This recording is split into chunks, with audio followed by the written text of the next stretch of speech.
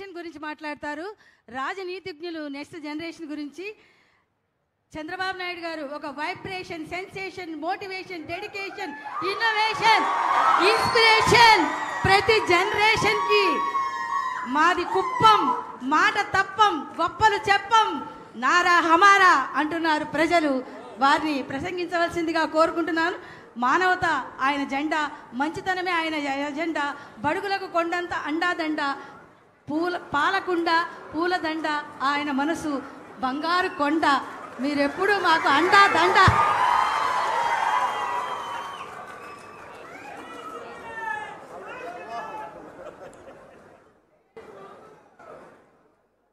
ఉప ముఖ్యమంత్రి, అటవీ శాఖ, పర్యావరణ శాఖ, అదే మరి పంచాయతీ రాజ్ శాఖ మంత్రివర్యులు, అదే మరిగా ఒక మంచి మిత్రుడు శ్రీ పవన్ కళ్యాణ్ గారు, సహచర మంత్రివర్గ సభ్యులు, వేదికపై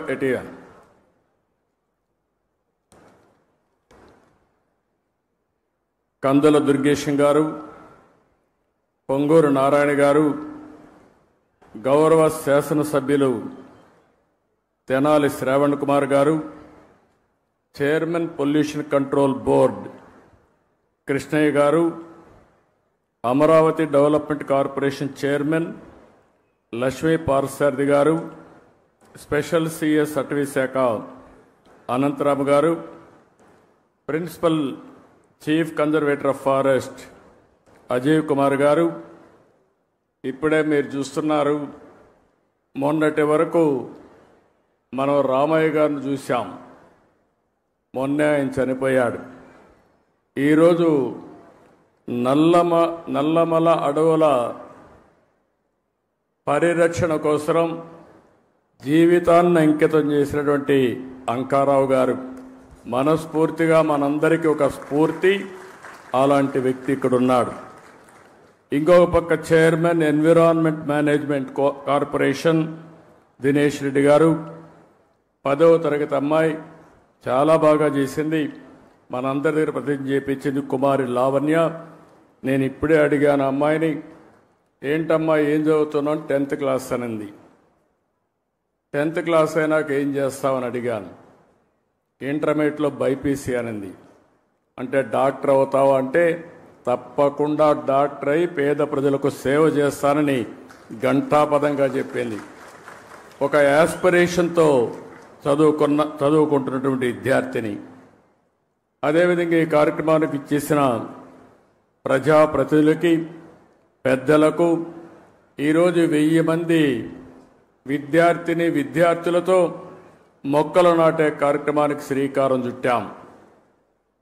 ఈరోజు మీరు చేసిన కార్యక్రమం అమరావతిలో ఒక చరిత్ర సృష్టించబోతుంది.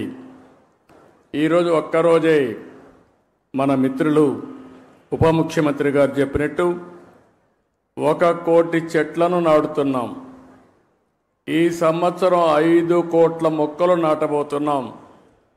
అయితే ఈ 5 కోట్లే కాకుండా 50% గ్రీన్ కవర్ ఈ రాష్ట్రంలో ఉండాలి. 50% గ్రీన్ కవర్ ఉంటే దానివల్ల ఇంపాక్ట్ ఏ విధంగా ఉంటుందో మనం అందరం కూడా ఆచరించి దేశానికే కాకుండా ప్రపంచానికే ఒక ఆదర్శంగా నిలవాల్సిన అవసరం ఉంది. 1972 నుంచి జూన్ 5వ తారీఖున ప్రపంచ పర్యావరణ దినోత్సవాన్ని ఐక్యరాజ్య సమితి ఆధ్వర్యంలో మనం జరుపుకుంటున్నాం. దీనికి కారణం మీరు చూస్తే ఈ సంవత్సరం ఒక థీమ్ ఇస్తారు, ఎండ్ ప్లాస్టిక్ పొల్యూషన్.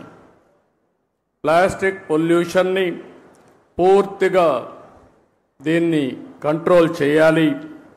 దీనికి ఏ విధంగా రీసైకిల్లో ఇవన్నీ ఉపయోగించాలి అనే విషయంలో అవగాహన పెంచడానికి తీసుకున్నాం. మన రాష్ట్రానికి మనం ఒక్కసారి వస్తే 37,421 చదరపు కిలోమీటర్ల అడవులు ఉన్నాయి. ఇది మొత్తం విస్తీర్ణంలో 22.96%. ఈరోజు మన రాష్ట్రానికి ఒక పెద్ద అడ్వాంటేజ్ ఏంటంటే అడవుల్లో చెట్లు ఉండడమే కాకుండా రాయలసీమలో నల్లమలై ఫారెస్ట్ ఉంది. అదే రాయలసీమలో హార్టికల్చర్ పెద్ద ఎత్తున అభివృద్ధి అవుతా ఉంది. ఎప్పుడైతే హార్టికల్చర్ బాగా అభివృద్ధి అయ్యే కొందికి ప్లెయిన్ ఏరియాలో కూడా చెట్లు వస్తున్నాయి. దీనివల్ల గ్రీన్ కవర్ పెద్ద ఎత్తున పెరిగింది. దీనికి ఉదాహరణగా మీరు చూస్తే ఈరోజు రాష్ట్రంలో 30.05% గ్రీన్ కవర్ ఉండే రాష్ట్రం మంది. దీన్ని 50% తీసుకుపోవాలనేది మనందరి లక్ష్యం. ఒకప్పుడు నేను 2 ఏళ్ళు 3 ఏళ్ళు చెట్లు కూడా ఉండేటివి, పెద్ద చెట్లు నాటేవాళ్ళం. ఒకప్పుడు కాంగ్రెస్ పరిపాలనలో మీరు ఒకసారి చూస్తే చెట్లు నాటడం అంటే వాళ్ళకి అవగాహన ఉండేది కాదు. ఫోటో కోసం చెట్టు నాటి ఫోటో అయిపోతానే చెట్టు ఎక్కడుందో కనపడేది కాదు. తర్వాత ఇటీవల గవర్నమెంట్ వచ్చింది, వాళ్ళకి చెట్లు అంటే తెలియని గవర్నమెంట్ అది. చెట్టు వల్ల ఉపయోగం తెలియదు, చెట్లు నరకడం తప్ప చెట్లు పెట్టనే గవర్నమెంట్ అది. ఆ రోజు మనం అందరం మాట్లాడుకున్నాం, ఎక్కడన్నా ముఖ్యమంత్రి హెలికాప్టర్లో పోతా ఉంటే కింద నుండే చెట్లన్నీ ఎగిరిపోతాయి. ఈరోజు నేను వస్తున్నా, మా ఉప ముఖ్యమంత్రి వస్తున్నాడు, ఎక్కడైనా ఒక్క చెట్టు నరుకుతున్నావా తమ్ముళ్ళు చెల్లెమ్మలు మీరే చెప్పమని మిమ్మల్ని అందరూ అడుగుతున్నా. చెట్లు పెంచడం బాధ్యత, చెట్లు నరకడం దుర్మార్గం. కొన్ని దేశాల్లో అయితే శాశ్వతంగా జైల్లో పెడతారు చెట్లు నరికితే. చెట్టు నరకాలంటే కూడా ప్రభుత్వ పర్మిషన్ ఇస్తే తప్ప చెట్టు నరకడానికి వీలు లేదు. చెట్టు నరికితే మనిషిని చంపినటువంటి నేరంగా చిత్రీకరించి వాళ్ళపైన యాక్షన్ తీసుకునే పరిస్థితి వస్తుంది. అందుకే నేను మిమ్మల్ని ఒకటే కోరుతున్నాం, 4-5 సంవత్సరాల్లో మన రాష్ట్రం కనీసం 37% గ్రీన్ కవర్ కావాల్సిన అవసరం ఉంది. దీనికి హార్టికల్చర్ డెవలప్ చేస్తాం. ఇప్పుడే పవన్ కళ్యాణ్ గారు చెప్పారు చాలా స్పష్టంగా. ఎప్పుడు కూడా నాకు ఒకసారి అనిపిస్తుంది, ఇవన్నీ మనం అనుకోవడం, ఇవన్నీ కానీ ఆచరించగలిగితే నేను ఒక మాట అడుగుతున్నా ఇక్కడ ఉండే వాళ్ళందరినీ, మీ లైఫ్లో 10 చెట్ల కంటే ఎక్కువ పెట్టి మేము పెంచుతున్నామని వాళ్ళు చేలిపైకెత్తండి. 10 చెట్ల కంటే ఎక్కువ. ఓకే, అందరూ ఆక్సిజన్ తీసుకుంటున్నారా లేదా? గాలి పీలుస్తున్నారా లేదా? మిగిలిన వాళ్ళకి గాలి పీల్చే అర్హత ఉందా? ఇప్పుడు ఏం చేస్తారో చెప్పండి. చెట్లు పెడతారా లేదా? చెట్లు పెట్టే బాధ్యత మీద అవునా కాదా? అవునంటే చేలిపైకెత్తండి. ఇదే నేను కోరుకుంటున్నా. ఒక అవేర్నెస్ రావాల్సిన అవసరం ఉంది.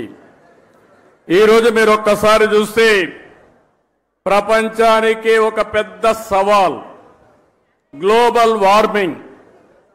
అంటే వాతావరణం ఉష్ణోగ్రతలు పెరుగుతున్నాయి.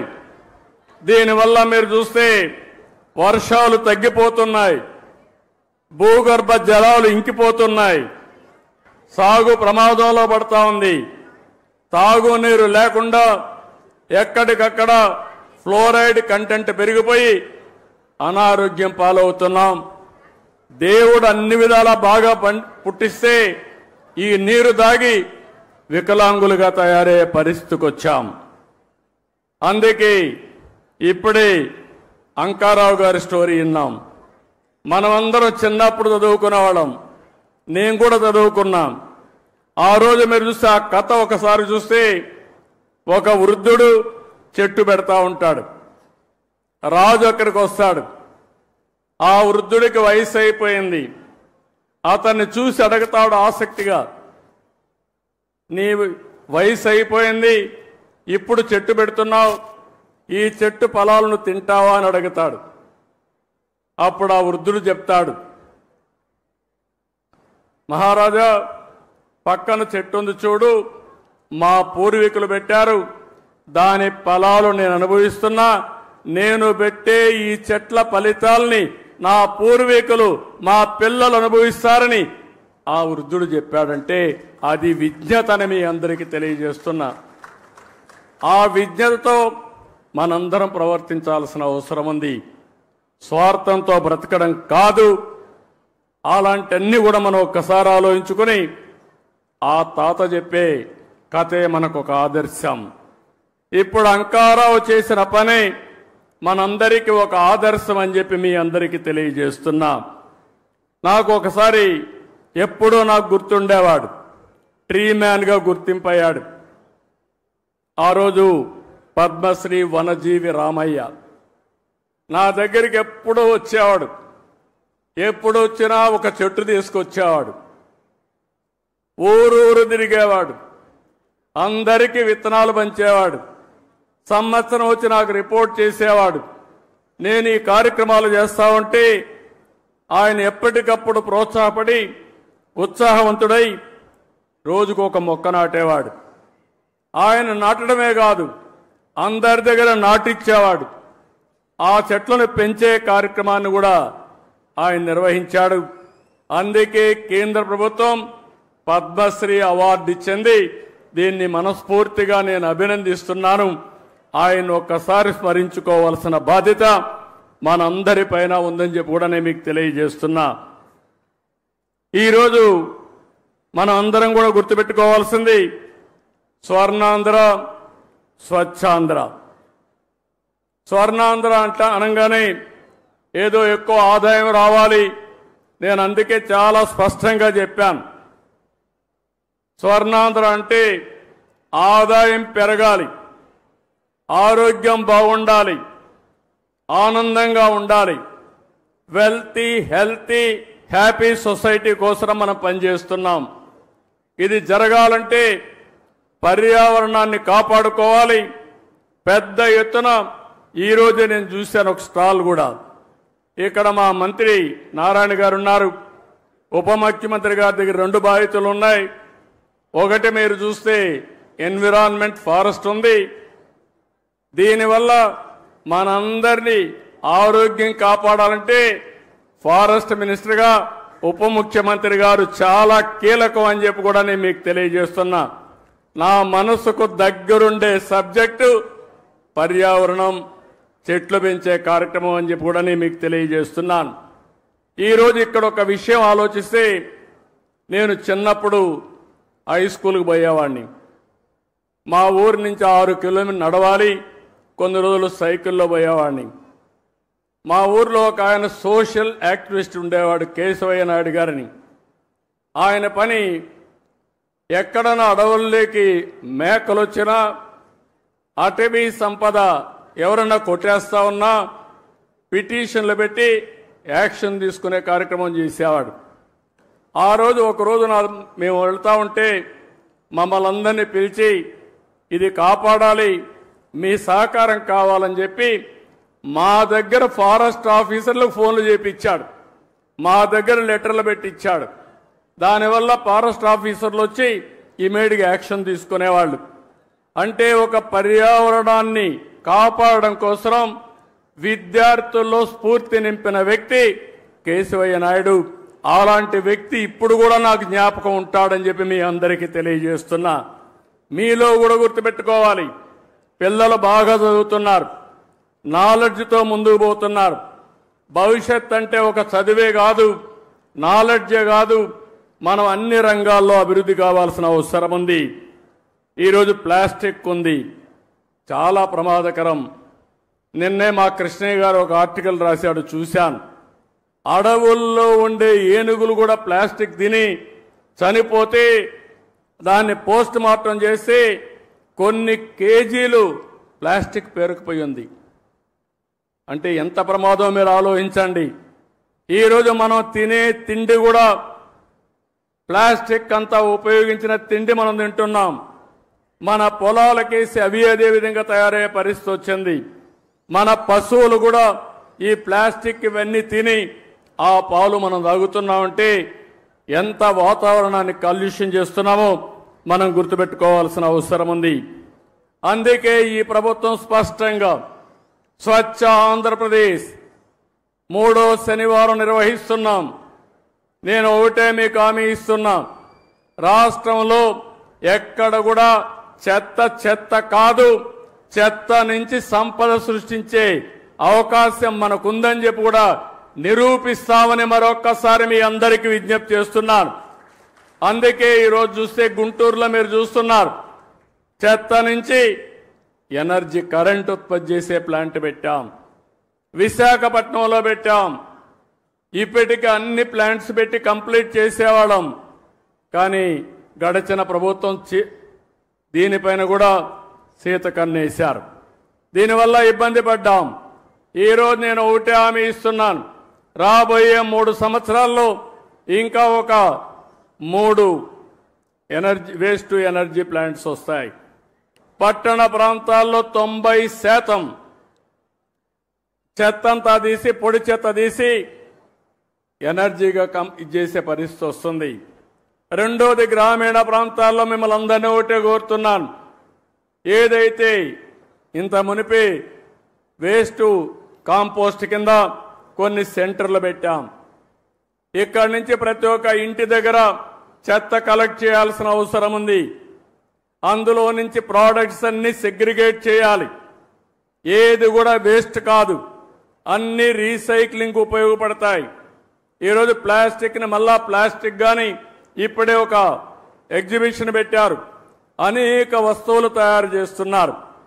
ఒక పక్క మన వరి నుంచి కూడా ఏదైతే వేస్ట్ ఉందో గడ్డితో కూడా కరెంట్ ఉత్పత్తి చేయడం, లేకుంటే బయోఫ్యూయల్ తయారు చేయడం అవకాశాలు ఉన్నాయి.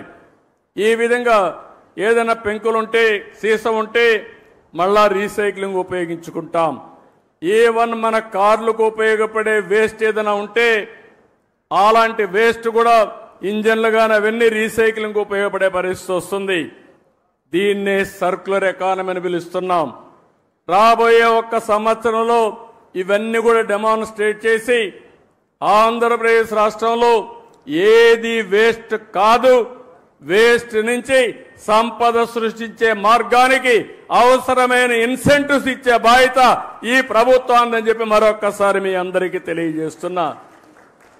ఎందుకు నేను ఈ మాట వాడుతున్నానంటే, ఇది ఎవ్వరికి అనుకుంటూనే ఉన్నాం, శ్రద్ధ పెట్టడం లేదు, ప్రభుత్వాలు పాలసీలు తేవడం లేదు, మీరు కూడా పట్టించుకోకుండా మన అనారోగ్యానికి మనమే కారణం అవుతున్నాం.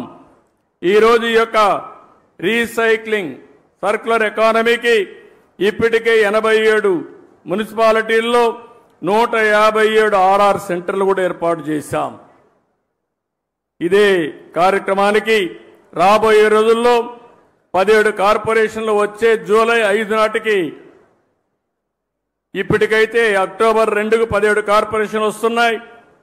వచ్చే ఏడాది జూన్ 5కి మొత్తం రాష్ట్రాన్ని సింగిల్ యూజ్డ్ ప్లాస్టిక్ రహితంగా మారుస్తాం. ఇలాంటి కార్యక్రమాలతో ముందుకు పోతున్నాం. ఇంకోటి కూడా మీ అందరికీ విజ్ఞప్తి చేస్తున్నాం, ఈరోజు మనందరం కూడా ఒక ఆలోచన చేయాలి. ఇంట్లో పొడి చెత్త వస్తుంది, తడి చెత్త వస్తుంది. పొడి చెత్త మీరంతా కూడా వేరు చేసి అవసరమైతే తడి చెత్తని మీ ఇంట్లోనే కాంపోస్ట్గా తయారు చేసుకుని మీరు రూఫ్ టాప్ గార్డెన్ కానీ ఇంట్లో కిచెన్ గార్డెన్ కానీ ఇవన్నీ పెట్టుకొని మీరే కావాల్సినటువంటి కూరగాయలు పండించుకునే అవకాశం వస్తుంది. ఇది కూడా ప్రతి ఒక్కరూ చేయాల్సిన అవసరం ఉంది. పొడి చెత్త కలెక్ట్ చేసుకొని రీసైక్లింగ్ పంపిస్తాం.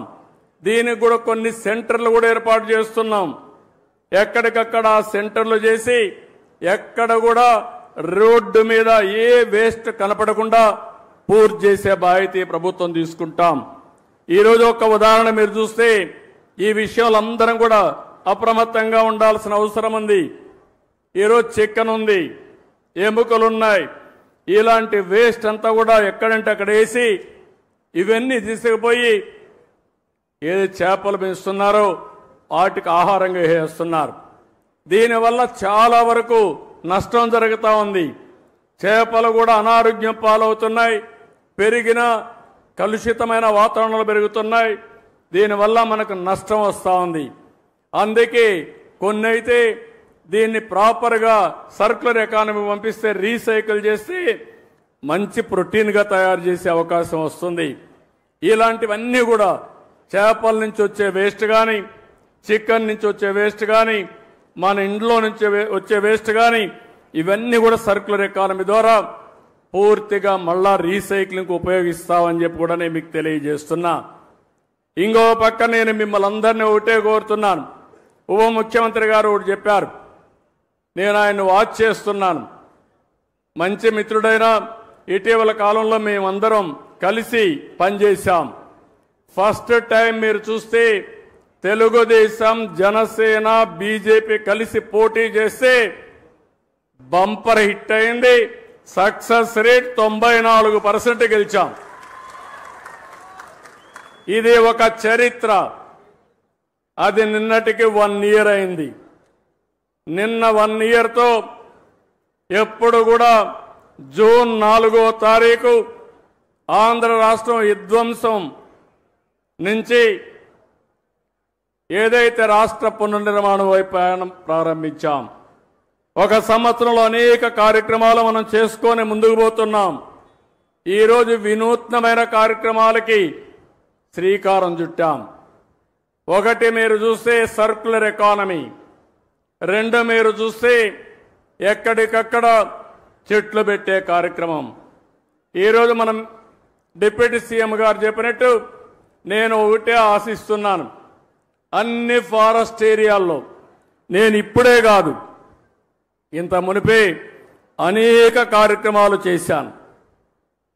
ఇప్పుడే అంకారావు గారు ఒక మాట అన్నాడు, చదువుకుంటూ ఆ రోజుల్లో ఇంకుడు గుంతల మాట విన్నాడు, చెట్లు పెట్టే కార్యక్రమం విన్నాడు.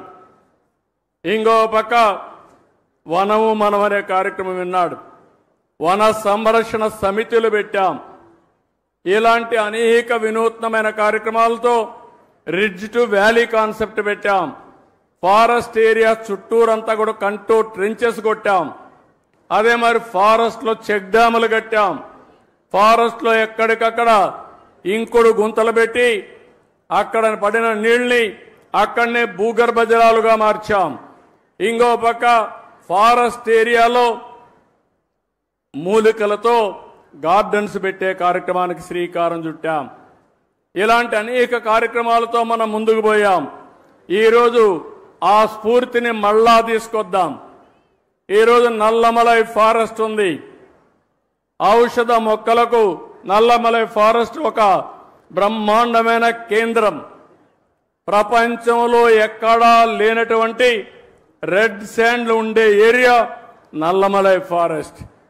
ఒక్క రెడ్ శాండ్లే కాదు, ఈరోజు ఆ ప్రాంతంలో అనేక మూలికలు ఉన్నాయి. ఈ మూలికలను పరిరక్షించుకోకుండా అనేక ఇబ్బందులు పడుతున్నాం. ఈరోజు ఫారెస్ట్ ఏరియాల్లో ఏవైతే ఫైర్ ఉందో ఇది చాలా ప్రమాదకరం. ఏది తెలిసి తెలియనటువంటి జ్ఞానంతో ఏదో తగలబెడితే ఫ్రెష్గా గడ్డి వస్తుందని అనవసరమైన కార్యక్రమాలు చేసే పరిస్థితికి వచ్చారు. అయితే ఈరోజు మనం ఇంకొక పక్కన చూస్తే ఒకప్పుడు అడవుల్లోకి మేకలు కానీ గొర్రెలు పోయేటివి. ఇప్పుడు అడవులకు పోకుండా ఇంటి దగ్గరే పెంచుకునే అవకాశాలు వచ్చాయి. దీన్ని మనం ప్రోత్సహించగలిగితే ఎవరైతే ఈ పశువుల వల్ల ముఖ్యంగా గొర్రెల వల్ల మేకల వల్ల ఆదాయం పొందుతున్నారో వాళ్ళకు పూర్తిగా ఇంటి దగ్గరనే పెంచుకునే అవకాశం వస్తుంది. ఒకప్పుడు ఆవులంటే నేరుగా అడవులకు తీసుకుపోయేవాళ్ళం. ఇప్పుడు ఆవులన్నీ ఇంటి దగ్గరనే పెంచుకునే పరిస్థితి వచ్చింది. పాడి పరిశ్రమ పెరిగిందని చెప్పి కూడా నేను మీకు తెలియజేస్తున్నా. ఇలాంటి విధానాలతో మనం ముందుకు పోదాం. ఇంకో పక్క ఒక వినూత్నమైన కార్యక్రమానికి ఈరోజు శ్రీకారం చుట్టారు. మన వాళ్ళు అందరికి కూడా రాఖీలు కట్టడం. రేపటి నుంచి మా చెల్లెమ్మలకు విజ్ఞప్తి చేస్తున్నా, ఏ అన్నయ్యకు రాఖీ కట్టాలన్నా ఆయన మూల నక్షత్రం తెలుసుకోండి, దానికి సూటబుల్ విత్తనాలు ఇస్తాం. మీరు శుభం కోరుకుంటున్నారు, ఇప్పుడు బెస్ట్ విషెస్ ఇస్తున్నారు. కానీ భవిష్యత్తులో ఆయన భవిష్యత్తు బాగుండాలంటే నక్షత్రం, ఆ నక్షత్రానికి ఏ చెట్టు సూటబులో ఆ విత్తనాలతో అతనికి రాఖీ కట్టాల్సిందిగా మిమ్మల్ని అందరినీ కోరుతున్నా. ఈ సంవత్సరమే ఈ ఉద్యమానికి శ్రీకారం చుట్టాలి. ఈ రాఖీ పండుగ నుంచే ప్రారంభించాలి. ఎవరు కూడా అందరూ రాఖీలు తయారు చేసే వాళ్ళందరికీ విజ్ఞప్తి చేస్తున్నా, నక్షత్రం, చెట్టు పేరు, విత్తనం పేరు, ఈ రెండే ఉంటాయి. ఇది మీరు నచ్చిన వ్యక్తికి మీరు కట్టేటప్పుడు ఆయన నక్షత్రం కనుక్కొని దాన్నే కొనండి, అదే కట్టండి. దీనివల్ల రాష్ట్రం మొత్తం చెట్లు పెంచడానికి ప్రత్యక్షంగా పరోక్షంగా మీరు కృషి చేసినట్టు అవుతుందని చెప్పి నేను మీకు తెలియజేస్తున్నా. ఈరోజు ఇంకొక పక్కన మీరు చూస్తే నగర వనాలు 61 నగరాల్లో మన నియోజకవర్గాల్లో నగర వనాలు పెట్టారు. ఈ నగర వనాలు 175 నియోజకవర్గంలో పెడతాం. అదే మరి అన్ని నక్షత్రాలకు సంబంధించిన చెట్లు కూడా పెట్టమని చెప్పి అడిగాను. ఇప్పుడే ఫారెస్ట్ డిపార్ట్మెంట్ దానికి ముందుకు వచ్చారు. రాబోయే రోజుల్లో ప్రతి ఒక్క నగర వనాల్లో నక్షత్రానికి అనుకూలమైన చెట్లన్నీ ఉంటాయి. మీరు ఆ చెట్టుకు రాఖీ కట్టడం కానీ, నీళ్లు పోయడం కానీ, ఆ చెట్టును పెంచి పోషిస్తే మీ నక్షత్ర బలం బ్రహ్మాండంగా పనిచేస్తుంది. మీరు ముందుకు పోవాల్సిందిగానే మిమ్మల్ని కోరుతున్నా. ఎప్పుడు కూడా అన్ని రిలీజియన్స్ కూడా, హిందూయిజం కానీ, లేకపోతే ముస్లిం ఇది కానీ, ఇస్లాం కానీ, క్రిస్టియానిటీ కానీ, అందరూ కూడా నేచర్ని ప్రేమించమన్నారు తప్ప నేచర్ని ద్వేషించమని ఎవరు చెప్పలేదు. ఈ విషయం కూడా మీరు గుర్తుపెట్టుకోవాల్సిన అవసరం ఉంది. ఈరోజు ఇంకొక పక్కన అమరావతి, ఈరోజు ఒక మంచి కార్యక్రమానికి శ్రీకారం చుట్టాం. అమరావతి రాబోయే రోజుల్లో భావితరాల భవిష్యత్తుకు ఒక దిక్చూతిగా తయారవుతుంది. దేవతల రాజధాని అమరావతి, ప్రజా రాజధాని అమరావతి. ఆ అమరావతిలో మనందరం ఉండడం మనందరి అదృష్టమని మరొక్కసారి మీ అందరికీ విజ్ఞప్తి చేస్తున్నా.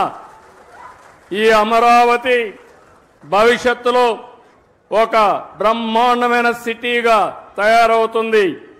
అందులో కూడా మీరు చూస్తే బ్లూ సిటీగా, గ్రీన్ సిటీగా, ఒక సుందరమైన నగరంగా ఈ అమరావతిని ఏర్పాటు చేస్తామని మీ అందరికీ విజ్ఞప్తి చేస్తున్నాను.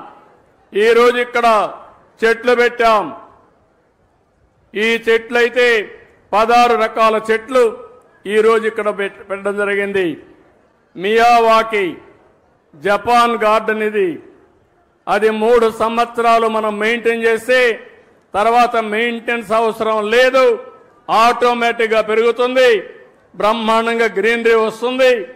ఇది ప్రపంచానికి ఒక ఆదర్శం. అలాంటి మియావాకి గార్డెన్లు ఇక్కడ పెడతాం. ఇది కాకుండా ఇదే సిటీలో కొన్ని దేశాల గార్డెన్స్ కూడా పెడతాం.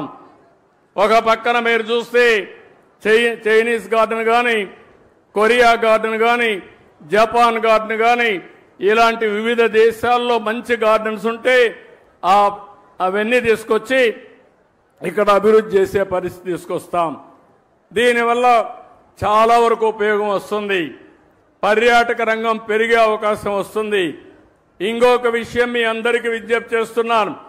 ఒకప్పుడు కరెంటు లేని పరిస్థితి, ఈరోజు మనం ఇంటి దగ్గరనే కరెంటు ఉత్పత్తి చేసుకునే పరిస్థితి.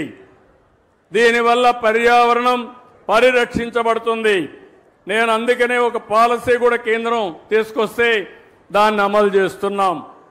ఎస్సీలకు అందరికీ 2 కిలోవాట్లు అంటే 240 మెగావాట్లు కరెంటు ఉచితంగా ఏర్పాటు చేసుకోవడానికి ఏర్పాటు చేస్తాం.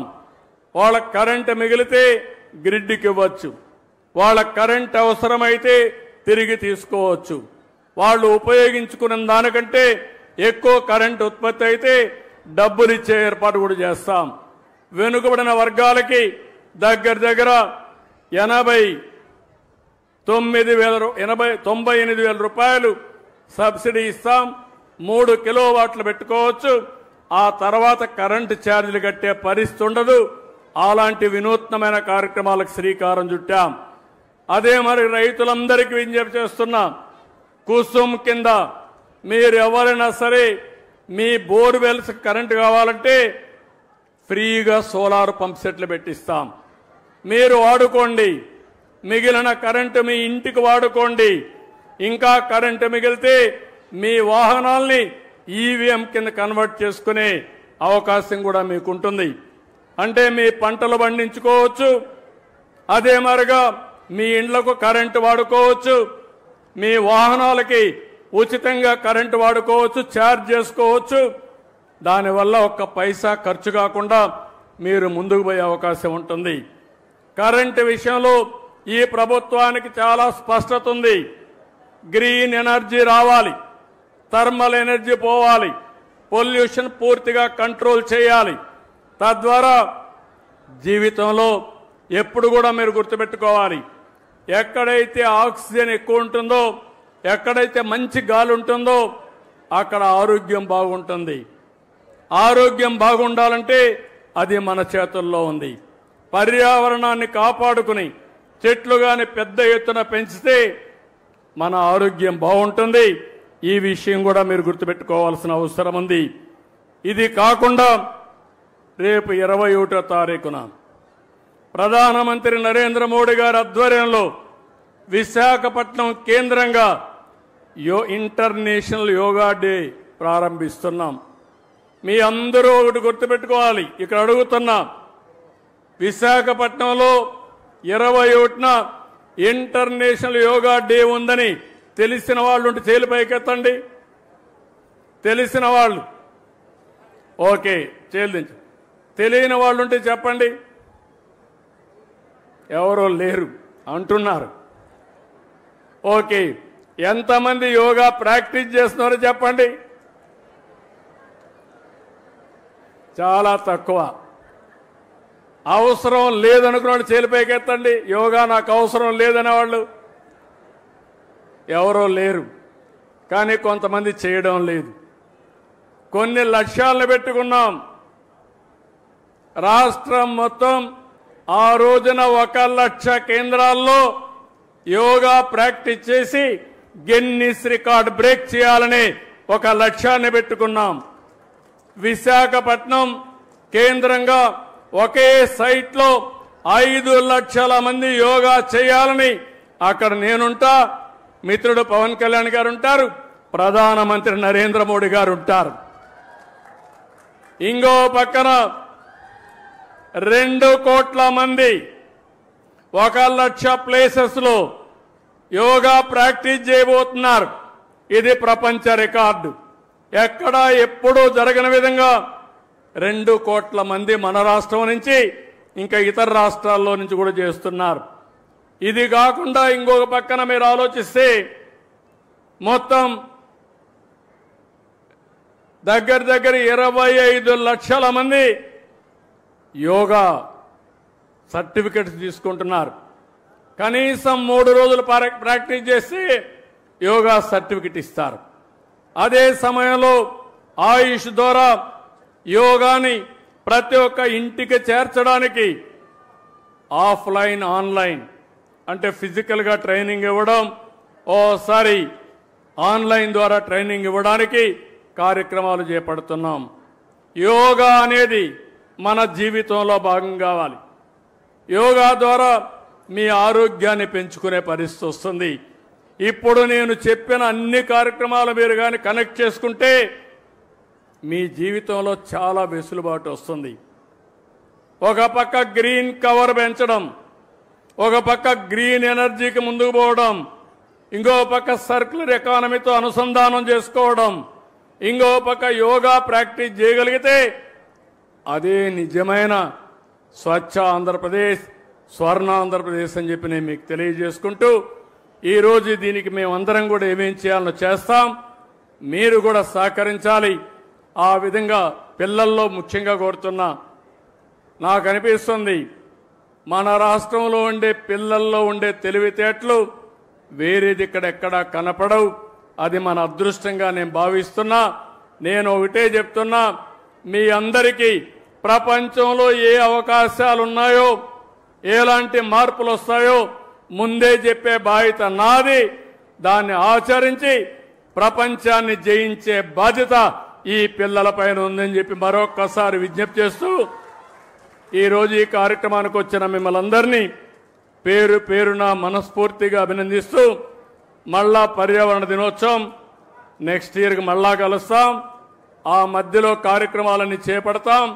ఈ ఒక్క సంవత్సరంలో చేసినటువంటి కార్యక్రమాలని, దాని ఫలితాలని మళ్ళీ రాబోయే సంవత్సరం సమీక్షించుకుంటూ ముందుకు పోతామని చెప్పి తెలియజేసుకుంటూ అందరికీ నమస్కారాలు. జై హింద్, జై జన్మభూమి.